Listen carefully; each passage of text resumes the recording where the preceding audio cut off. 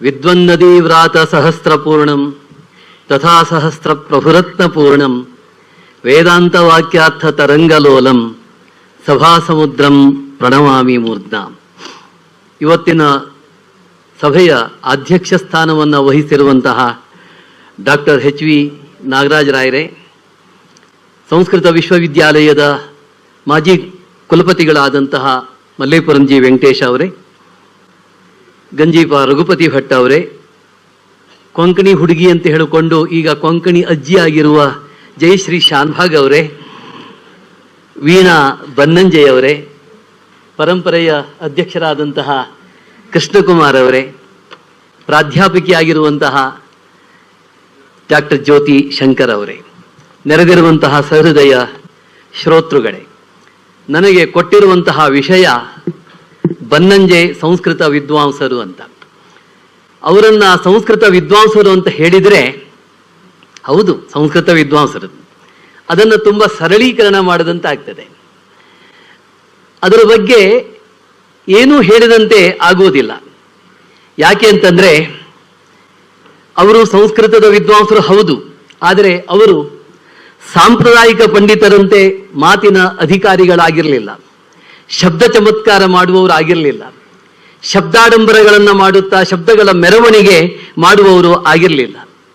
ಅವರ ಮಾತಿನಲ್ಲಿ, ಅವರ ಬರವಣಿಗೆಯಲ್ಲಿ ಇಂಗ್ಲಿಶಿನ ಸ್ವತಂತ್ರ ವಿಚಾರ ಧೋರಣೆ ಇತ್ತು.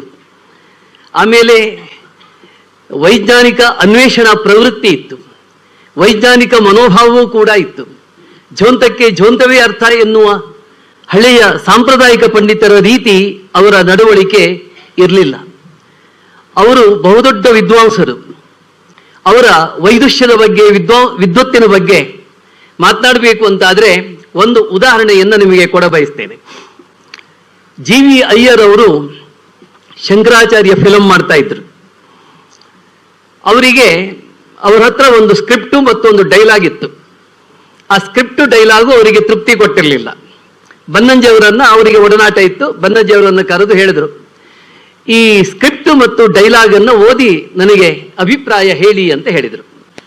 ಹಾಗೆ ಹೇಳುವಾಗ ಜಿ ವಿ ಅಯ್ಯರು ಒಂದು ಬುದ್ಧಿವಂತಿಕೆ ಮಾಡಿದ್ದಾರೆ. ಆ ಡೈಲಾಗ್ ಬರೆದವರು ಯಾರು, ಸ್ಕ್ರಿಪ್ಟ್ ರಚನೆ ಮಾಡಿದವರು ಯಾರು ಅಂತ ಅವ್ರ ಹೆಸರನ್ನು ಹೇಳಲೇ ಇಲ್ಲ. ಬನ್ನಂಜಿಯವರು ಕೇಳಿದ್ರು, ಅವ್ರು ಹೇಳಲಿಲ್ಲ. ಆಮೇಲೆ ಬನ್ನಂಜಿಯವರು ಅದನ್ನು ಓದಿ ಮುಗಿಸಿದರು.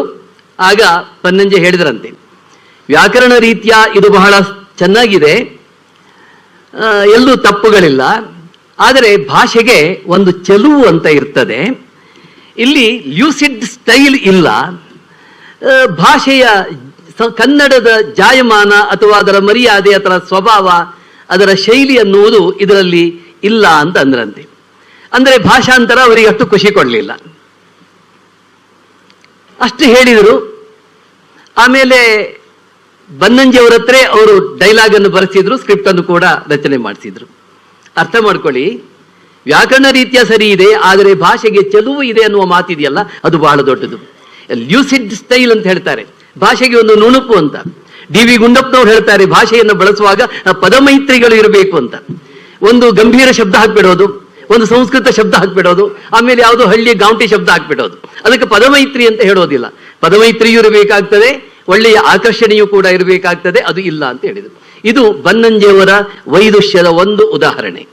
ಎರಡನೆಯದು, ಇನ್ನೊಬ್ಬರು ಅವರು ದೊಡ್ಡ ವಿದ್ವಾಂಸರು, ವಿಶ್ವವಿದ್ಯಾಲಯದಲ್ಲಿ ಪ್ರಾಧ್ಯಾಪಕರಾದವರು, ಸಂಸ್ಕೃತ ತಕ್ಕ ಮಟ್ಟಿಗೆ. ಅವರು ಕಾಳಿದಾಸನ ಶಾಕುಂತಲವನ್ನು ಕನ್ನಡಕ್ಕೆ ಅನುವಾದ ಮಾಡಿದ್ರು, ಭಾಸನ 14 ನಾಟಕಗಳನ್ನು ಕೂಡ ಕನ್ನಡಕ್ಕೆ ಮಾಡಿದ್ರು. ಅವರಿಗೆ ಸಂಸ್ಕೃತ ಸಾಮಾನ್ಯ ಮಟ್ಟಕ್ಕೆ ಬರ್ತಿತ್ತು. ಅಲ್ಲಿ ಬನ್ನಂಜಿಯವರು ಗುರುತು ಹಿಡಿದಿದ್ದನ್ನು ನೋಡಬೇಕು. ಆ ಭಾಷಾಂತರವನ್ನು ಬನ್ನಂಜಿಯವರು ಓದಿದ್ರು. ಅಲ್ಲಿ ಭಾಸ ಒಂದು ವಾಕ್ಯವನ್ನು ಬರೆದಿದ್ದ, ಅಯೋಧ್ಯಾಯಾ ನಿಕಷಂ ರಾಮಲಕ್ಷ್ಮಣಯೋ ಶಸ್ತ್ರಾಭ್ಯಾಸ ಅಂತ. ಆ ಪಂಡಿತರು ಏನ್ ಮಾಡಿದ್ದಾರೆ ಅಂತಂದ್ರೆ, ಆ ನಿಕಷಃ ಅನ್ನುವುದಕ್ಕೆ ನಿಘಂಟನ್ನು ನೋಡಿದ್ದಾರೆ. ನಿಘಂಟನಲ್ಲಿ ಒರೆಗಲ್ಲು ಅಂತ ಇತ್ತು.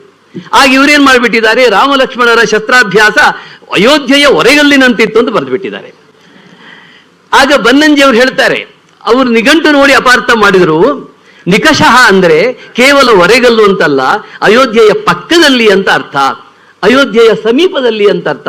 ರಾಮಲಕ್ಷ್ಮಣರ ವಿದ್ಯಾಭ್ಯಾಸ ಅಯೋಧ್ಯೆಯ ಸಮೀಪದಲ್ಲಿ ಆಯಿತು ಅಂತ. ನೋಡಿ, ಇದು ಸಂಸ್ಕೃತದ ವಿದ್ವತ್ತು. ಪಾಂಡಿತ್ಯ ಅಂದ್ರೆ ಇದಕ್ಕೆ ಹೇಳ್ತಾರೆ. ಬನ್ನಂಜಿಯವರು ಅಪಾರ ದೊಡ್ಡ ಪ್ರಮಾಣದ ವಿದ್ವಾಂಸರು ಆಗಿದ್ರು. ಇನ್ನು ಇಂತಹ ಅನೇಕ ಉದಾಹರಣೆಗಳನ್ನು ಕೊಡಬಹುದು. ಅವರು ಅನೇಕ ಗ್ರಂಥಗಳನ್ನು ಸಂಪಾದನೆ ಮಾಡಿದ್ದಾರೆ. ಅದರಲ್ಲಿ ಮಹಾಭಾರತ ತಾತ್ಪರ್ಯ ನಿರ್ಣಯ ಒಂದು, ಶ್ರೀ ಮಧ್ವವಿಜಯ ಅಂತ ಒಂದು. ಮಧ್ವವಿಜಯಕ್ಕೆ ವ್ಯಾಖ್ಯಾನ ಮಾಡುವವರೆಲ್ಲ ಏನ್ ಮಾಡಿದ್ದಾರೆ ಅಂತಂದ್ರೆ, ತ್ರಿವಿಕ್ರಮ ಪಂಡಿತರಿಗೂ ಮಧ್ವಾಚಾರ್ಯರಿಗೂ ಸಪ್ತಾಷ್ಟಾನಿ ದಿನಾನ್ಯೇವಂ 15 ದಿನಗಳವರೆಗೆ ವಾಗ್ವಾದ ನಡೆಯಿತು ಅಂತ ಬರೆದುಬಿಟ್ಟಿದ್ದಾರೆ.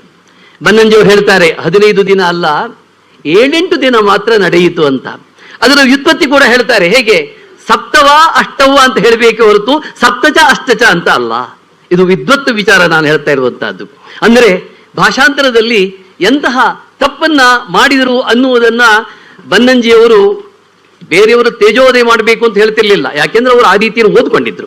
ಆ ರೀತಿ ಓದಿದ್ರಿಂದ ಅವರಿಗೆ ಹೇಳಲಿಕ್ಕೆ ಸಾಧ್ಯ ಆಯಿತು. ಅವ್ರು ಹೇಳ್ತಾರೆ, ನನಗೆ ಬಹಳ ಆಶ್ಚರ್ಯವಾದ ಸಂಗತಿ, ಇವತ್ತು ಬನ್ನಂಜಿಯವರ ಆತ್ಮನಿವೇದನೆ 2nd ಎಡಿಷನ್ ಪ್ರಕಟ ಆಗಿದೆ. 1ನೇ ಎಡಿಷನ್ ಪೂರ್ಣ ಓದಿದ್ದೇನೆ ನಾನು. ಅದು ಬಹಳ ಅದ್ಭುತವಾದಂತಹ ಗ್ರಂಥ. ವೀಣಾ ಬನ್ನಂಜಿ ಅದನ್ನ ಬಹಳ ಸೊಗಸಾಗಿ ಬರೆದಿದ್ದಾರೆ. ಅವರು ನಿರೂಪಣೆ ಮಾಡಿದ್ದಾರೆ, ಅವ್ರು ಹೇಳ್ಕೊಂಡು ಹೋಗಿದ್ದಾರೆ, ಇವರು ಅದನ್ನು ಬರೆದಿದ್ದಾರೆ. ಬನ್ನಂಜಿಯವರು ಹೇಳ್ತಾರೆ, ನಾನು ಇವತ್ತು ಸಂಸ್ಕೃತದಲ್ಲಿ ಇಷ್ಟು ದೊಡ್ಡ ಪಂಡಿತ ಆಗುವುದಕ್ಕೆ ಕಾರಣ ಬಹುನಾಂ ಜನ್ಮನಾಮಂತೆ ಜ್ಞಾನವಾನ್ ಮಾಂ ಪ್ರಪದ್ಯತೆ ಅನ್ನುವ ಮಾತನ್ನು ಹೇಳ್ತಾರೆ. ಇದು ಭಗವದ್ಗೀತೆಯಲ್ಲಿ ಬರುವ ಮಾತು. ಅವ್ರು ಹೇಳ್ತಾರೆ, ಬಹುನಾಂ ಜನ್ಮನಾಮಂತೆ, ಅನೇಕ ಜನ್ಮಗಳ ನಂತರ ಜ್ಞಾನವಾನ್ ಮಾಂ ಪ್ರಪದ್ಯತೆ, ಜ್ಞಾನವಂತನಾಗಿ ನನ್ನನ್ನು ಸೇರ್ತಾನೆ ಅಂತ ಶ್ರೀಕೃಷ್ಣ ಹೇಳೋದು. ಇದು ಹೇಳ್ತಾರೆ, ಅನೇಕ ಜನ್ಮಗಳವರೆಗೆ ನಾನು ಸಂಸ್ಕೃತ ವಿದ್ಯಾಭ್ಯಾಸ ಮಾಡಿದ್ದರಿಂದ ಈ ಜನ್ಮದಲ್ಲಿ ನನಗೆ ಸಂಸ್ಕೃತ ಅರ್ಥ ಆಗುವುದಕ್ಕೆ ಶುರುವಾಯಿತು ಅಂತ.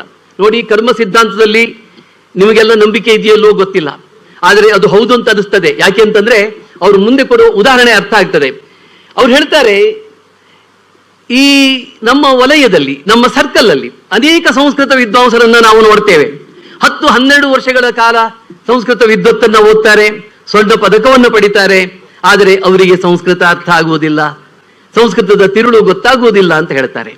ನೋಡಿ, ಯಾರನ್ನ ತೆಗಳುವುದಕ್ಕೆ ಹೇಳುವ ಮಾತಲ್ಲ, ಬಹುನಾನ್ ಜನ್ಮನಾಮಂತೆ ಅನ್ನುವ ಮಾತನ್ನೇ ಇಟ್ಟುಕೊಂಡು ಹೇಳುವುದಾದ್ರೆ ಖಂಡಿತಕ್ಕೂ ಬನ್ನಂಜಿಯವರು ಪೂರ್ವ ಜನ್ಮದ ಸುಕೃತದಿಂದ ಆ ವಿದ್ವತ್ತನ್ನ, ಆ ವೈದುಷ್ಯವನ್ನ, ಆ ಪಾಂಡಿತ್ಯವನ್ನ ಪಡೆದಿದ್ರು. ಇದರಲ್ಲಿ ನೋ ಡೌಟ್. ಈ ಹಿನ್ನೆಲೆಯಲ್ಲಿ ನಾವು ಯೋಚನೆ ಮಾಡಬೇಕು.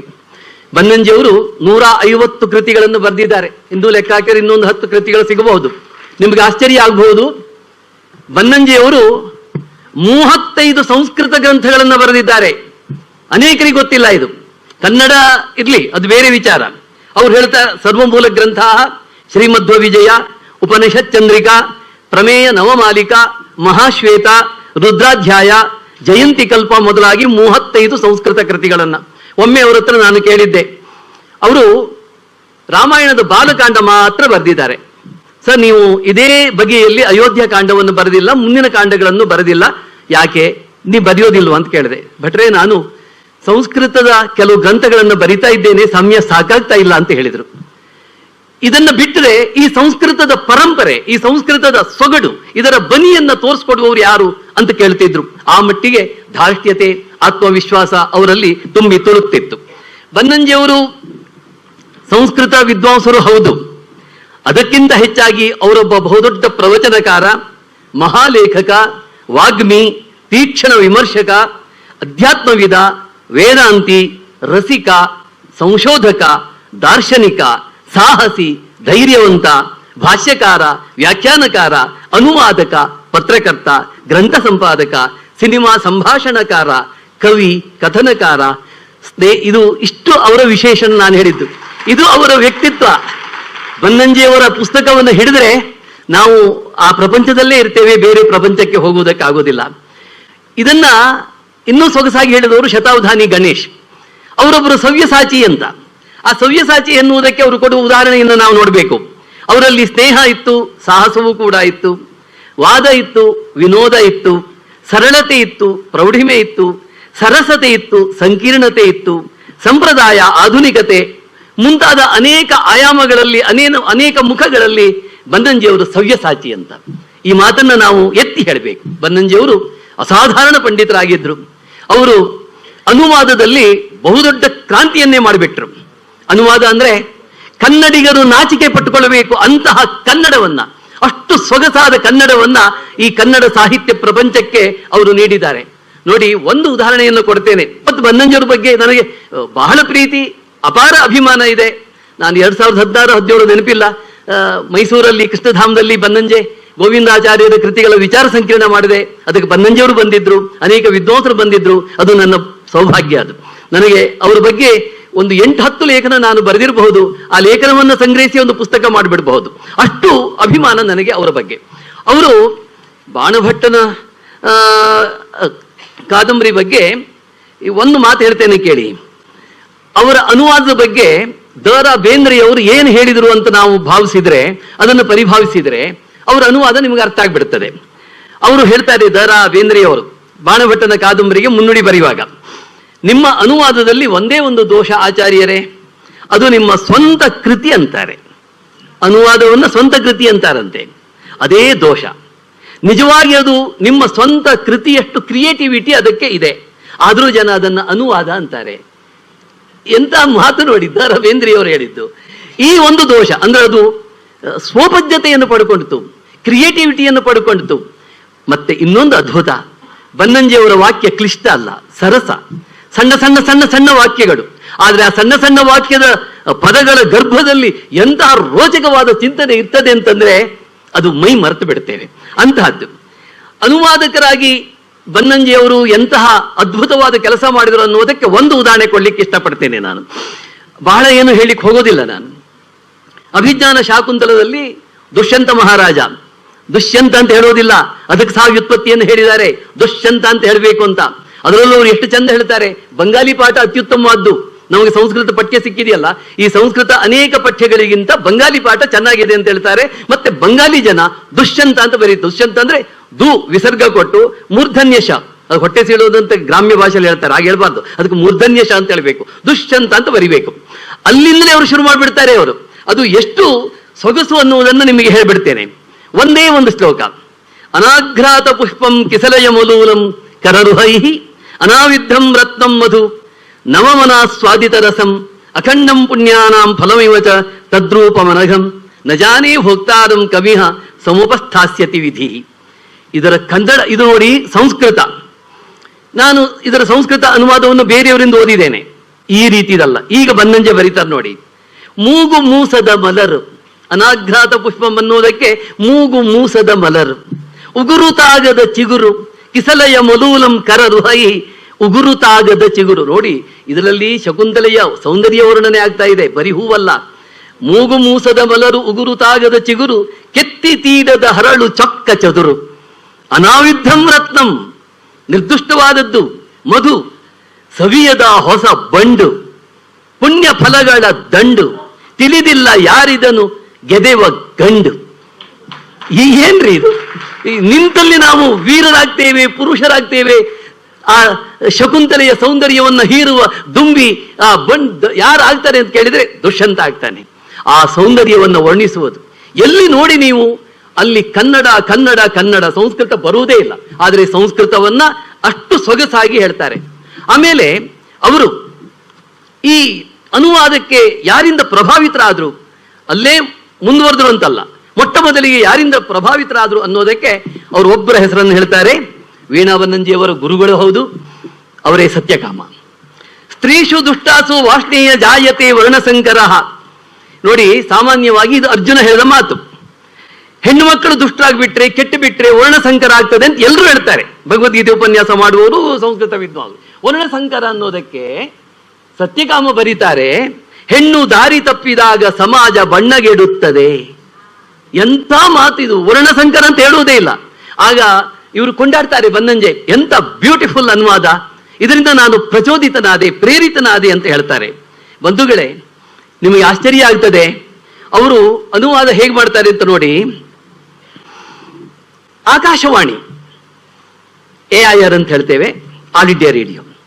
ಆಕಾಶವಾಣಿ ಅಂತ ಹೇಳ್ತೇವೆ, ತಪ್ಪಿದರೆ ಈ ಒಂದು ಪೌರಾಣಿಕ ಕಥೆಗಳಲ್ಲಿ ಆಕಾಶವಾಣಿ ಬರ್ತಾ ಇರ್ತದೆ. ಅದು ಬಿಟ್ಟರೆ ಅದಕ್ಕೊಂದು ಪರ್ಯಾಯ ಪದ ಹೇಳಬೇಕು ಅಂತಂದ್ರೆ ಅಶರೀರವಾಣಿ ಅಂತ ಹೇಳ್ತೇವೆ. ಬನ್ನಂಜೆ ಹೇಳ್ತಾರೆ ಮುಗಿಲ ಮಾತು. ಎಂತ ಅದ್ಭುತ ಇದು, ಮುಗಿಲ ಮಾತು ಅಂತ 5 ನಾಟಕವನ್ನು ಕನ್ನಡಕ್ಕೆ ತಂದಿದ್ದಾರೆ ಅವರು. ಅಲ್ಲಿ ಅವ್ರು ಹೇಳ್ತಾರೆ, ನಿಮಗೆ ಬಹಳ ಆಶ್ಚರ್ಯ ಆಗ್ತದೆ, ಭಟ್ಟನಾರಾಯಣನ ಸಂಸ್ಕೃತ ನಾಟಕ ವೇಣಿ ಸಂಹಾರ. ನಮ್ಗೆ ಏನು ಅರ್ಥ ಆಗ್ತದೆ? ವೇಣಿ ಅಂದ್ರೆ ಜಡೆ ಅಂತ ಅಷ್ಟು ಅರ್ಥ ಆಗ್ತದೆ, ಸಂಹಾರ ಅಂದ್ರೆ ಕೊಲೆ ಮಾಡೋದು ಅಂತ ಅರ್ಥ ಆಗ್ತದೆ. ಬನ್ನಂಜೆ ಅದರ ಅರ್ಥವನ್ನು ಹೇಳ್ತಾರೆ. ವೇಣಿ ಸಂಹಾರ ಅಂದ್ರೆ ಜಡೆ ಹೆಣೆದಳು ಪಾಂಚಾಲಿ, ಜಡೆ ಕಟ್ಟುವುದಕ್ಕೆ ಹೆಣೆಯುವುದಕ್ಕೆ ಸಂಹಾರ ಅಂತ ಸಂಸ್ಕೃತದಲ್ಲಿ ಅರ್ಥ ಉಂಟು. ಅಂದರೆ ಆ ಶಬ್ದದ ಗರ್ಭವನ್ನು ಹೇಗೆ ಸೀಳ್ತಾರೆ ಅವರು, ಆ ಗರ್ಭವನ್ನು ಹೇಗೆ ಸಂಶೋಧನೆ ಮಾಡ್ತಾರೆ ಅನ್ನೋದನ್ನ ನಾವು ನೋಡಬೇಕು. ಭಾಸನ ಮಧ್ಯಮ ವ್ಯಾಯೋಗ, ಮಧ್ಯಮ ವ್ಯಾಯೋಗ ಅದೊಂದು ಏಕಾಂಕ ನಾಟಕ. ವ್ಯಾಯೋಗ ಅಂದ್ರೆ ನಮ್ಗೆ ಯಾರಿಗೂ ಅರ್ಥ ಆಗೋದಿಲ್ಲ. ನಡುವಿನವನ ಬಿಡುಗಡೆ. ಕೇಶವದಾಸ ಎನ್ನುವ ಬ್ರಾಹ್ಮಣ, ಅವನ ಹೆಂಡತಿ ಮತ್ತು 3 ಮಕ್ಕಳು ಯಾತ್ರೆ ಹೊರಟಿದ್ದಾರೆ. ಮಧ್ಯದಲ್ಲಿ ಘಟೋತ್ಕಚ ತಡೆದಿದ್ದಾನೆ. ಆ ಸಂದರ್ಭದಲ್ಲಿ ಮಧ್ಯಮ ಹುಡುಗ ಬಲಿಪಶು ಆಗ್ಬೇಕು. ಆ ಸಂದರ್ಭದಲ್ಲಿ ಭೀಮ ಬಂದು ಬಿಡುಗಡೆ ಮಾಡ್ತಾನೆ. ಆ ಹುಡುಗ ಮಧ್ಯಮ, ಅವನನ್ನ ನಡುವಿನವನ ಬಿಡುಗಡೆ. ಇದು ಕನ್ನಡ, ಇದು ಬನ್ನಂಜಿಯವರ ತಾಕತ್ತು. ಕಾಳಿದಾಸನ ಮಾಲವಿಕಾಗ್ನಿ ಮಿತ್ರ. ಈಗ ನಾವೇನ್ ಹೇಳ್ತೇವೆ? ಮಾಲವಿಕಾಗ್ನಿ ಮಿತ್ರ ನಾಟಕ ಅಂತ ಹೇಳ್ತೇವೆ. ಮಾಲವಿಕ ಮತ್ತು ಅಗ್ನಿಮಿತ್ರ ಅವರಿಬ್ರು ಜೊತೆ ಆದ್ರು ಅಂತ. ಆದ್ರೆ ಮಾಲವಿಕಾಗ್ನಿ ಮಿತ್ರ ಅದರಲ್ಲಿ ಆ ಸೂಚನೆ ಇಲ್ಲ. ಆದ್ರೆ ಬನ್ನಂಜೆ ಅಗ್ನಿಮಿತ್ರನಿಗೊಲಿದ ಮಾಲವಿಕೆ, ಅದ್ರ ಇಡೀ ನಾಟಕವನ್ನು ನಾವು ಓದಿಡ್ಬೇಕು. ಆ ಟೈಟ್ಲ್ ಓದಿದ್ರೆ ಅಭಿಜ್ಞಾನ ಶಾಕುಂತಲ ನೋಡಬೇಕು. ನೆನಪಾದಳು ಶಕುಂತಲೆ. ಅಭಿಜ್ಞಾನ, ಹಿಂದಿನ ನೆನಪನ್ನ ತಂದುಕೊಡುವ ಗುರುತಿಗೆ ಅಭಿಜ್ಞಾನ ಅಂತ ಹೇಳ್ತಾರೆ.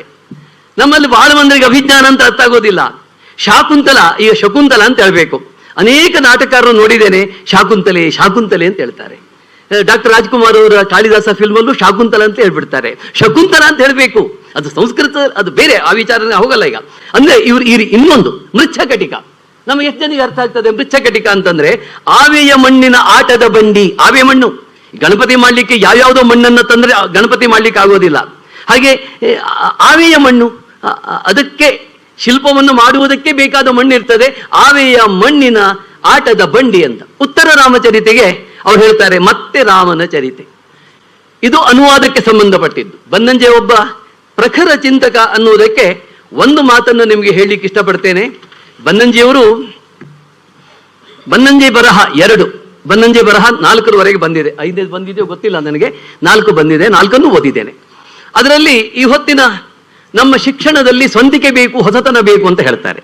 ಆ ಸ್ವಂತಿಕೆ ಮತ್ತು ಹೊಸತನ ಬೇಕು ಅಂತ ಹೇಳುವಾಗ ಬನ್ನಂಜಿಯವರು ಯಾಜ್ಞವಲ್ಕ್ಯರು ಹೇಳಿದಂತಹ ಆತ್ಮಾವ ಅರೇ ದ್ರಷ್ಟವ್ಯ, ಶ್ರೋತವ್ಯೋ ಮಂತವ್ಯೋ ನಿಧಿಧ್ಯಾಸಿತವ್ಯ, ಆ ಶ್ರವಣ, ಮನನ ಮತ್ತು ಧ್ಯಾನ, ಈ 3 ಅನ್ವಯವಾಗಿ ಹೇಳಿದ್ದನ್ನು ನೋಡಿದರೆ ನಮಗೆ ಆಶ್ಚರ್ಯ ಆಗ್ತದೆ. ಅದನ್ನು ವಿವರಿಸೋದಿಲ್ಲ ನಾನು, ಹೇಳ್ಬಿಡ್ತೇನೆ. ಶ್ರವಣ, ಮನನ ಮತ್ತು ಧ್ಯಾನ. ಅದಕ್ಕೆ ಅವರು ಕೊಡುವ ಉದಾಹರಣೆ, ಅಧ್ಯಾಪಕರು ಅದು ತುಂಬ ಇದೆ. ನಮಗೆ ಪಾಠ ಹೇಳಿದರು, ಶ್ರವಣ ಮಾಡಿಸಿದರು. ಹಾಲಿಗೆ ಹೆಪ್ಪು ಹೇಗೆ ಹಾಕಬೇಕು ಅಂತ ಹೇಳಿಕೊಟ್ರು. ಆಮೇಲೆ ಮೊಸರಾಯಿತು, ಕೆನೆ ಮೊಸರಾಯಿತು. ಕೆನೆ ಮೊಸರಲ್ಲಿ ಬೆಣ್ಣೆ ಇದೆ, ಬೆಣ್ಣೆ ತೆಗೆಯುವುದನ್ನು ಕಡೆಗೋಲಿನಿಂದ ಕಡೆದು ತೆಗಿಬೇಕು. ಅದು ಮನನ. ಆಮೇಲೆ ಧ್ಯಾನ ಮಾಡಬೇಕು. ಕಡೆಗೋಲಿನಿಂದ ಕಡೆದ ನವನೀತವನ್ನು ಕುದಿಸಿ ತುಪ್ಪ ಮಾಡಬೇಕು, ಅದು ಧ್ಯಾನ. ಇದು ನಾನು ಬಹಳ ಸಂಕ್ಷಿಪ್ತವಾಗಿ ಹೇಳಿದ್ದೇನೆ. ಇದ್ರ ಹೇಳಲಿಕ್ಕೆ ನನಗೆ 10 ನಿಮಿಷ ಬೇಕು, ನಾನು ಅದರ ಕಟ್ ಮಾಡಿದ್ದೇನೆ. ಈಗ ಮುಂದಕ್ಕೆ ಹೋಗ್ತೇನೆ. ಅವರು ಹೇಳುವ ಒಂದೊಂದು ಅದ್ಭುತವನ್ನು ನೀವು ಗಮನಿಸಬೇಕು. ಅದು ಎಷ್ಟು ಸೊಗಸಾಗಿ ಹೇಳ್ತಾರೆ ಅಂತಂದ್ರೆ ನೋಡಿ, ನಾನು ಆಗಾಗ ಹೇಳುವುದಿದೆ, ನಾನು ಬನ್ನಂಜಿಯವರ ಮತ್ತು KS ನಾರಾಯಣಾಚಾರ್ಯ ಕೃತಿಗಳನ್ನು ಗಟ್ಟಿಯಾಗಿ ಓದ್ಕೊಂಡಿದ್ದೇನೆ. ಕೆಲವೊಮ್ಮೆ ಜಗಳಕ್ಕೆ ನಿಲ್ತೇನೆ ನಾನು. ಅದಕ್ಕೆ ಕಾರಣ ಇವರೇ, ಈ 2 ಮಹನೀಯರು. ಅವರು ಕೊಟ್ಟ ಸ್ಫೂರ್ತಿ, ಅವರು ಕೊಟ್ಟ ಪ್ರೇರಣೆ, ಅದು ನನಗೆ ಮಾಡಿದೆ. ಇವರಿಬ್ಬರು ನಮ್ಮ ಆರ್ಷ ಸಂಸ್ಕೃತಿಯ 2 ಕಣ್ಣುಗಳು. ಇವರಿಬ್ಬರು ಮಾಡಿರುವ ಕೆಲಸ ಏನು ಅಂತಂದ್ರೆ ನಿಮಗೆ ಆಶ್ಚರ್ಯ ಆಗ್ತದೆ ಬಂಧುಗಳೇ. KS ನಾರಾಯಣಾಚಾರ್ಯರು ಬಹಳ ಹೇಳೋದಿಲ್ಲ. ಅವರು ಅರಿಸ್ಟಾಟಲನ ವಿಮರ್ಶೆಯ ಮಾನದಂಡವನ್ನು ತಂದರು, ಗ್ರೀಕರ ಮಾನದಂಡವನ್ನು ತಂದರು, ಭಾರತೀಯ ಸಂಸ್ಕೃತಿಯ ಅಲಂಕಾರವನ್ನು ತಂದರು, ವ್ಯಾಖ್ಯಾನವನ್ನು ತಂದರು. ಹೀಗೆ ಭಾರತೀಯ ಮತ್ತು ಪಾಶ್ಚಾತ್ಯ 2ರ ವಿಮರ್ಶೆಯ ಮಾನದಂಡದಲ್ಲಿ ಅವರು ರಾಮಾಯಣ ಮತ್ತು ಭಾರತದ ಅಂತರಂಗವನ್ನ ತೋರಿಸ್ಕೊಟ್ರು. ಇವರೇನ್ ಮಾಡಿದ್ದಾರೆ ಅಂತಂದ್ರೆ, ಪೂರ್ವೋತ್ತರ ವಿರೋಧೇನ ಕೋತ್ರಾತ್ವಭಿಮತೋ ಭವೇತ್ ಇತ್ಯಾದ್ಯ ಮೋಹನಂ ತರ್ಕ ಶುಷ್ಕ ತರ್ಕಂತೂ ವರ್ಜಯೇತ್. ರಾಮಾಯಣದ ಉಪಕ್ರಮ ಮತ್ತು ಉಪಸಂಹಾರದಿಂದಲೇ ಅದರ ಅಂತರಂಗವನ್ನು ಬಗೆಯುವುದಕ್ಕೆ ಪ್ರಯತ್ನ ಪಟ್ಟರು. ನೆನ್ಪಿಟ್ಕೊಳ್ಳಿ, ರಾಮಾಯಣ ಮತ್ತು ಭಾರತದ ಉಪಕ್ರಮ ಮತ್ತು ಉಪಸಂಹಾರದಿಂದಲೇ ಅದರ ಅಂತರಂಗವನ್ನ, ಒಳಗುಟ್ಟನ್ನ ತಿಳಿಯುವುದಕ್ಕೆ ಪ್ರಯತ್ನ ಪಟ್ಟರು. ಅದರ ಸಮನ್ವಯದಿಂದಲೇ ಹೊಸತನ್ನ ತಂದು ಕೊಟ್ಟರು. ಇನ್ನು ಒಂದು ಹೇಳ್ತೇನೆ. ಮಹಾಭಾರತದಲ್ಲಿ ಪಾಂಡವರು ದಿಗ್ವಿಜಯ ಮಾಡಿ ರಾಜಸೂಯ ಯಾಗ ಮಾಡ್ತಾರೆ. ನಮ್ಮಲ್ಲಿ ಬಹಳ ಮಂದಿಗೆ ಗೊತ್ತಿಲ್ಲ. ಭೀಮಸೇನ ಅಂದ್ರೆ ಗದಾ ಯುದ್ಧದಲ್ಲಿ ಪ್ರವೀಣ, ಅದು ಹೌದು. ಆದರೆ ಅವನು ಗದಾಯುದ್ಧದಲ್ಲಷ್ಟೇ ಪ್ರವೀಣನಾಗಿರಲಿಲ್ಲ. ಇದು ಬನ್ನಂಜೆ ಹೇಳೋದು. ಅವನು ಬಿಲ್ವಿದ್ಯೆಯಲ್ಲೂ ಕೂಡ ಅಷ್ಟೇ ದೊಡ್ಡ ವ್ಯಕ್ತಿಯಾಗಿದ್ದ ಅಂತ ಹೇಳ್ತಾರೆ ಅವರು. ನೋಡಿ, ಗದಾವಿದ್ಯೆಯನ್ನ ಎಲ್ಲರೂ ಕಲ್ತಿರೋದಿಲ್ಲ. ಯಾರಿಗೆ ಗದಾವಿದ್ಯೆ ಬರುತ್ತೋ ಅವರಲ್ಲಿ ಮಾತ್ರ ಅವನು ಗದಾಯುದ್ಧ ಮಾಡ್ತಿದ್ದ. ಗದಾಯುದ್ಧ ಅವತ್ತಿನ ಕಾಲದಲ್ಲಿ ಮಾಡೋರು ಯಾರಿದ್ರು? ಕೌರವನೇ ಹೇಳ್ತಾನೆ, ಒಬ್ಬ ಭೀಮಶ್ಚ ಬಲಭದ್ರಶ್ಚ ಮದ್ರರಾಜಶ್ಚ ವೀರ್ಯವಾನ್ ಚತುರ್ಥ ಕೀಚಕಸ್ತೇಷಾಂ ಪಂಚಮಂ ನಾನು ಶುಶ್ರಮ. ಅವತ್ತಿನ ಕಾಲದಲ್ಲಿ ಗದಾ ಯುದ್ಧದಲ್ಲಿ ಅತ್ಯಂತ ಪ್ರವೀಣರು, ಮಹಾಪ್ರಚಂಡರು ಅಂದ್ರೆ ಒಬ್ಬ ಭೀಮ, ಇನ್ನೊಬ್ಬ ಬಲಭದ್ರ, ಇನ್ನೊಬ್ಬ ಮದ್ರರಾಜ ಶಲ್ಯ, ಇನ್ನೊಬ್ಬ ಕೀಚಕ. ಈ ನಾಲ್ಕರ ಬಿಟ್ರೆ ಐದನೆಯವನು ನನಗೆ ಗೊತ್ತಿಲ್ಲ ಅಂತ ದುರ್ಯೋಧನ ಹೇಳ್ತಾನೆ. ಈ ನಾಲ್ಕು, ಭೀಮ ಗದಾಯುದ್ಧ ಮಾಡಿದ್ದು ಬಹಳ ಕಡಿಮೆ, ಆದ್ರೆ ಬಿಲ್ ವಿದ್ಯೆ ನೋಡಿ, ಬನ್ನಂಜಿಯವರೇ ಬರೀತಾರೆ, ಅರ್ಜುನನ ಗಾಂಡೀವ ಧನುಸ್ಸನ್ನ ಎತ್ತುವುದಕ್ಕೆ ಒಬ್ಬ ಕೃಷ್ಣ ಮಾತ್ರ ಸಾಧ್ಯ ಆಗಿದ್ದ, ಇನ್ನೊಬ್ಬ ಅರ್ಜುನ ಮಾತ್ರ ಸಾಧ್ಯ ಆಗಿದ್ದ, ಇನ್ನೊಬ್ಬ ಭೀಮ ಮಾತ್ರ ಸಾಧ್ಯ ಆಗಿದ್ದ ಅಂತ. ಈ ಮೂರು ಜನರಿಗೆ ಮಾತ್ರ ಗಾಂಡೀವ ಧನುಸ್ಸು ಎತ್ತಲಿಕ್ಕೆ ಬರ್ತಿತ್ತು ಅಂತ. ಇಂತಹದ್ದನ್ನ ಬಹಳ ಅದ್ಭುತವಾಗಿ ಮಾಡಿದ್ದಾರೆ ಬನ್ನಂಜಿಯವರು. ಹೊಸ ಹೊಸ ಮಾತುಗಳನ್ನು ತುಂಬಾ ಆಡಿದ್ದಾರೆ. ಒಂದೊಂದು ಮಾತು ಕೂಡ ನಮ್ಮನ್ನ ಚಿಂತನೆಗೆ ಹಚ್ಚುತ್ತದೆ, ವಿಚಾರ ವಿಮರ್ಶೆಗೆ ಹಚ್ಚುತ್ತದೆ. 4-5 ಹೊಸ ಮಾತನ್ನು ಹೇಳಿ ಮುಗಿಸ್ಬಿಡ್ತೇನೆ, ನಾನು ಬಾಳ ಹೊತ್ತು ಹೇಳೋದಿಲ್ಲ. ಬನ್ನಂಜಿಯವರು ಹೊಸ ಹೊಸ ಮಾತುಗಳು. ನಗ್ನತೆಯಲ್ಲಿ ಭಾವವಿದೆ, ಅದು ಅಸಹ್ಯವಲ್ಲ. ಅನೇಕ ಪಂಡಿತರಿಗೆ ಸಂಶೋಧನ ಪ್ರಜ್ಞೆ ಇರ್ತದೆ, ಆದರೆ ಅವರಿಗೆ ಸಹೃದಯತೆ ಇರುವುದಿಲ್ಲ. ಕುಹಕ ಕುಚೋದ್ಯವನ್ನ ಮಾಡುತ್ತಾರೆ. ಕಾಳಿದಾಸ ಬಹುಭೂತಿ ವಾಲ್ಮೀಕಿ ಬಗ್ಗೆ ಮಾತಾಡಿದ್ದಾರೆ. ಹೇಳಿಕ್ ಸಮಯ ಜ್ಯೋತಿ ಬಿಡೋದಿಲ್ಲ ನನ್ನನ್ನು. ನಮ್ಮ ಜೀವನದಲ್ಲಿ ಕಾಣದ ಕೈ ಕೆಲಸ ನೋಡಿ, ಇದು ಬಹಳ ಅಪರೂಪದ ಮಾತು. ನಮ್ಮ ಜೀವನದಲ್ಲಿ ಕಾಣದ ಕೈ ಕೆಲಸ ಮಾಡ್ತದೆ. ಹೌದು, ನಮ್ಗೆ ಗೊತ್ತಾಗೋದಿಲ್ಲ. ದ್ರೌಪದಿ ನೋಡಿ, ಒಂದು ಹೇಳ್ತೇನೆ, ದ್ರೌಪದಿ ಏಕವಸ್ತ್ರದಲ್ಲಿ ಇದ್ದಳು. ಅವಳು ಬಹಿಷ್ಠೆಯಾದಾಗ, ರಜಸ್ವಲೆಯಾದಾಗ ದುಶಾಸನ ಅವಳನ್ನ ಎಳೆದು ತಂದ. ಎಲ್ಲ ಭಾರತದಲ್ಲಿ ಟ್ರಾನ್ಸ್ಲೇಷನ್ ಮಾಡೋದೇನು, ದ್ರೌಪದಿ ಒಂಟಿ ವಸ್ತ್ರದಲ್ಲಿ ಇದ್ದಳು ಅಂತ. ನಾನೊಂದು ತಲೆ ಕೆಡಿಸ್ಕೊಂಡಿದ್ದೇನೆ. ಅರೆ, ಒಂಟಿ ವಸ್ತ್ರದಲ್ಲಿ ಇರುವುದಂದ್ರೆ ಏನು ಅಂತ ನನಗೆ ಗೊತ್ತೇ ಆಗ್ಲಿಲ್ಲ. ಹೆಣ್ಮಕ್ಳದ್ದು ಕೇಳೋಣ, ಅದು ನಾಚಿಕೆ ವಿಷಯ, ಸುಮ್ಮನಾಗ್ಬಿಟ್ಟೆ ನಾನು. ಆಮೇಲೆ ಬನ್ನಂಜೆ ಬರೀತಾರೆ, ಅವಳು ಈ ಕೇರಳದಲ್ಲಿ ನೋಡಿ, ಈ ಹೆಣ್ಮಕ್ಕಳು ಈ ಲುಂಗಿ ತರಹ ಉಟ್ಕೊಳ್ತಾರೆ. ಒಂದೇ ಬಟ್ಟೆ, ಒಂದು ಬ್ಲೌಸ್ ಹಾಕ್ತಾರೆ, ಅದ್ರ ಮೇಲೆ ಏನೂ ಹಾಕೊಳ್ಳಲ್ಲ, ಒಂದು ಲುಂಗಿ. ಅದು ಅಂತ ಬನ್ನಂಜೆ ಹೇಳೋದು. ಒಂಟಿ ವಸ್ತ್ರ ಅಂದ್ರೆ ಅದು. ಇದನ್ನು ಯಾರೂ ಕೂಡ ಹೇಳಿಲ್ಲ, ಬನ್ನಂಜೆ ಮಾತ್ರ ಹೇಳಿದ್ದು. ಪಾಣಿನಿ ಅಂತಿಮವಲ್ಲ, ಕಾಶಕೃಷ್ಣ ಮೊದಲಾದವರನ್ನು ಓದ್ಕೊಂಡ್ರು. ಅವರು ವೇದದ ವೈದಿಕ ವ್ಯಾಕರಣವನ್ನು ಓದ್ಕೊಂಡ್ರು, ಪ್ರಕ್ಷಿಪ್ತದ ಬಗ್ಗೆ ಹೇಳಿದರು. ಬಂಧುಗಳೇ, ಬನ್ನಂಜೆ ಈ ನಾಡಿನ ಬಹುದೊಡ್ಡ ಸೌಭಾಗ್ಯ.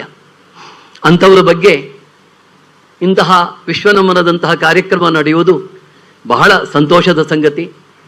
ವಿಶೇಷವಾಗಿ ವೀಣಾ ಅವರು ತಂದೆಯ ಬಗ್ಗೆ ಇಷ್ಟು ಪ್ರೀತಿ ಕಾಳಜಿಯನ್ನು ವಹಿಸಿ ಊರೂರಲ್ಲಿ ಈ ವಿಶ್ವನಮನ ಕಾರ್ಯಕ್ರಮವನ್ನು ಏರ್ಪಡಿಸ್ಕೊಂಡು ಬರ್ತಾ ಇದ್ದಾರೆ. ಅವರ ತಂಗಿ ಇರಬೇಕು ಕವಿತಾ, ಅವ್ರ ಮನೆಯಲ್ಲಿ ಊಟ ಮಾಡಿದ್ದೇನೆ ನಾನು. ಅದು ಭಾರಿ ಊಟ, ಅದೆಲ್ಲ ಹೇಳಿಕೊಂಡು ನನಗೆ 1 ಗಂಟೆ ಬೇಕು. ಅವ್ರು ಬನ್ನಂಜೆ ಅಣ್ಣ ಅಂದ್ರೆ ನಾನು ಬನ್ನಂಜೆ ಅಪ್ಪ ಅಂದೇನು, ಅಷ್ಟು ವಿಷಯ ಉಂಟು. ಆ ರೀತಿಯಲ್ಲಿ ಹಾಗೆ ವಿಷಯಗಳಿವೆ. ಆಮೇಲೆ ಇದು ಅವರು ಬನ್ನಂಜೆ ಉವಾಚ ಅಂತ ಹೇಳಿ ವೀಣಾ ಅವರು ಮಾಡಿದ್ದಾರೆ. ಅದು ಸಣ್ಣ ಪುಸ್ತಕ, ಅದರಲ್ಲಿ ಸಣ್ಣ ಸಣ್ಣ ಸಣ್ಣ ಸಣ್ಣ ಸಣ್ಣ ಮಾತುಗಳು. ಅವರೊಬ್ಬರು ದಾರ್ಶನಿಕರು. ಅದನ್ನು ಓದಿ ನಾನು ಮಾತನ್ನು ನಿಲ್ಲಿಸ್ತೇನೆ. ಆಮೇಲೆ ಭಗವದ್ಗೀತೆಗೆ ಒಂದು ವ್ಯಾಖ್ಯಾನ ಮಾಡಿದ್ದಾರೆ ಬಂಧುಗಳೇ. ಶಂಕರ, ಮಧ್ವ, ರಾಮಾನುಜ ಈ 3 ಭಾಷ್ಯವನ್ನು ಇಟ್ಟುಕೊಂಡು ಮಹಾಭಾರತ ತಾತ್ಪರ್ಯ ನಿರ್ಣಯವನ್ನು ಇಟ್ಟುಕೊಂಡು ಭಗವದ್ಗೀತೆ ಬರೆದಿದ್ದಾರೆ. ಅದನ್ನ ಇದುವರೆಗೆ ಯಾರೂ ಮಾಡಿಲ್ಲ, ಅದು ಬನ್ನಂಜೆಯವರೇ ಮಾಡಿದ್ದು. ಅದಕ್ಕೆ ಪ್ರೇರಣೆ ಕೊಟ್ಟವರು ಸುಗುಣೇಂದ್ರ ತೀರ್ಥರು. ಇದನ್ನೆಲ್ಲ ನೆನಪಿಟ್ಕೊಳ್ಬೇಕು. ಅವರು ದಾರ್ಶನಿಕರು ಅನ್ನುವುದಕ್ಕೆ ನೋಡಿ, ಅವ್ರು ಹೇಳ್ತಾರೆ, ಹಿಮಾಲಯಕ್ಕೆ ಹೋಗಿ ಊರನ್ನ ನೆನೆಯುವುದಕ್ಕಿಂತ ಊರಲ್ಲೇ ಇದ್ದು ಹಿಮಾಲಯವನ್ನು ನೆನೆಯುವುದು ಒಳ್ಳೆಯದು. ಎಂತ ಚಂದದ ಮಾತು ಅಂತ ನೋಡಿ. ಶಾಸ್ತ್ರ ಓದಿದ ಕೂಡಲೇ ಬ್ರಹ್ಮಜ್ಞಾನ ಬರುವುದಿಲ್ಲ. ವಿದುರ ಭೀಷ್ಮಾಚಾರ್ಯರಿಗಿಂತ ದೊಡ್ಡ ಜ್ಞಾನಿ. ಪಂಡಿತರು ಹೆಚ್ಚು ತಪ್ಪು ಮಾಡ್ತಾರೆ, ದಡ್ಡರು ತಪ್ಪು ಮಾಡಲು ಹೆದರುತ್ತಾರೆ. ಕಂಡವರ ಮಾತು ಕೇಳಬೇಕು, ಕಂಡವರ ಮಾತು ಕೇಳಬಾರದು. ನಿರ್ಲಿಪ್ತತೆ ಅಂದರೆ ನಿಷ್ಕ್ರಿಯತೆ ಅಲ್ಲ, ಒಳ್ಳೆಯ ಕೆಲಸವನ್ನು ನಿರಂತರವಾಗಿ ಮಾಡುವುದು ನಿರ್ಲಿಪ್ತತೆ. ಬಂಧುಗಳೇ, ಈ ಹೊತ್ತಿನ ಕಾರ್ಯಕ್ರಮಕ್ಕೆ ಬೆನ್ನೆಲುವಾಗಿ ನಿಂತವರು ವ್ಯಾವಹಾರಿಕವಾಗಿ ಜನಸಂಘಟನೆ ದೃಷ್ಟಿಯಿಂದ ಕೃಷ್ಣಕುಮಾರು ಮತ್ತೆ ಜ್ಯೋತಿ ಮತ್ತು ಅವರ ಸಂಗಡಿಗರು. ನನಗೆ ಮಲ್ಲೇಪುರಂ ನೋಡಿದಾಗ ಆಶ್ಚರ್ಯ ಆಗ್ತದೆ. ಅವರು ವಿಶ್ವವಿದ್ಯಾನಿಲಯದ ಉಪಕುಲಪತಿಯಾಗಿ ರಿಟೈರ್ಡ್ ಆದವರು. ಈ ಹೊತ್ತು ಅವರು ಒಬ್ಬ ಬನ್ನಂಜಿಯವರ ಶಿಷ್ಯ ಅನ್ನುವ ರೀತಿಯಲ್ಲಿ ನಡ್ಕೊಳ್ತಾರೆ. ಅವರ ಆ ವಿಧೇಯತೆ, ಆ ಸಜ್ಜನಿಕೆ ಬನ್ನಂಜಿಯವರ ಬಗ್ಗೆ ಇದ್ದ ಅಭಿಮಾನ ನನಗೆ ಹೆಮ್ಮೆ ತರ್ತದೆ. ಇನ್ನೂ ಒಂದು ಸಂತೋಷ ಸಂಗತಿ ನಾನು ಹೇಳಬೇಕು. ಬನ್ನಂಜೆ ನಮ್ಮ ಮಲ್ಲೇಪುರಂ ಜೊತೆಯಲ್ಲಿ ನಾನೊಂದು 4 ತಿಂಗಳು ಕೆಲಸ ಮಾಡಿದ್ದೇನೆ. ಆಮೇಲೆ ಬಿಟ್ಟು ಬಂದೆ, ಬೇರೆ ವಿಚಾರ ಅದು.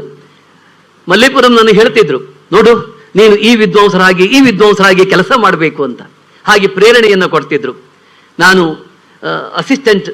ರಿಸರ್ಚ್ ಅಸಿಸ್ಟೆಂಟ್ ಆಗಿದ್ದೆ. ಇನ್ನೊಂದು ಸಂತೋಷ ಸಂಗತಿ ಹೇಳಬೇಕು. ಬನ್ನಂಜೆ ಅಲ್ಲ, ಮಲ್ಲೇಪುರಂ ಚೇಂಬರಲ್ಲಿ ಮಧ್ಯದಲ್ಲಿ ಮಲ್ಲೇಪುರಂ, ಎದುರುಗಡೆ ಕಿರಂ ನಾಗರಾಜು, ಒಂದು ಟೇಬಲ್ ಖಾಲಿ ಇತ್ತು, ಚೇರು. ನಾನು ರಿಸರ್ಚ್ ಅಸಿಸ್ಟೆಂಟ್, ನಮಗೆ ಬೇರೆ ಕಡೆಗೆ. ಭಟ್ರೆ ಇಲ್ಲಿ ಕೂತ್ಕೊಳ್ತೀರಾ, ಯಾರು ಕೂತ್ಕೊಳ್ಳಲ್ಲ ಅಂತ ಕಿರಂ ನಾಗರಾಜ್ ಕೇಳಿದ್ರು. ಸರ್ ಕೂತ್ಕೊಳ್ತಾನೆ ಅಂತಂದೆ. ನಾನಲ್ಲಿ ಕೂತ್ಕೊಳ್ಳಿಕ್ಕೆ ಶುರು ಮಾಡಿದೆ. ನೋಡ್ರಿ ಭಟ್ರನ್ನ ಹೇಗೆ ಕೂತ್ಕೊಳ್ತಾರೆ ಅಂತಂದರು. ಇದು ನನಗೆ ಇವರ ಚೇಂಬರಲ್ಲಿ ಸ್ವಲ್ಪ ದಿವಸ ಇದ್ದೆ. ನನ್ನನ್ನು ಪ್ರೀತಿಯಿಂದ ಕಂಡವರು ಇವತ್ತು ಕೂಡ ಪ್ರೀತಿಯಿಂದ ಕಂಡಿದ್ದಾರೆ. ಗುರು ಸದೃಶ ಆದಂತಹ ನಮ್ಮ ಎಚ್ ವಿ ನಾಗರಾಜರಾಯರಿದ್ದಾರೆ. ಅವರ ಬಳಿ ಒಂದು ಸ್ವಲ್ಪ ಪಾಠ ಕೂಡ ಹೇಳಿಸ್ಕೊಂಡವನು. ಅವರ ಭಾಷಾ ಸಂಮೋಹನತೆಗೆ, ಅವರ ವೈಚಾರಿಕತೆಗೆ, ಅವರ ವಿದ್ವತ್ತಿಗೆ ನಾನು ತಲೆಬಾಗಿದವನು. ಜಯಶ್ರೀ ಶಾನ್ಭಾಗ್ ಅವರು ನನ್ನ ಕಾರ್ಯಕ್ರಮಕ್ಕೂ ಬಂದಿದ್ದಾರೆ. ಗಂಜೀಫಾ ಇವರೆಲ್ಲ ಇವತ್ತು ಇವರ ಜೊತೆಯಲ್ಲಿ ಈ ವೇದಿಕೆ ಹಂಚಿಕೊಳ್ಳಿಕ್ಕೆ ಅವಕಾಶ ಮಾಡಿಕೊಟ್ಟಿದ್ದಾರೆ. ವೀಣಾ ಅವರು ಮೊದಲಾದವರು, ನಿಮ್ಮೆಲ್ಲರಿಗೂ ವಂದನೆ ಸಲ್ಲಿಸ್ತಾ ನನ್ನ ಮಾತನ್ನು ಮುಗಿಸ್ತೇನೆ.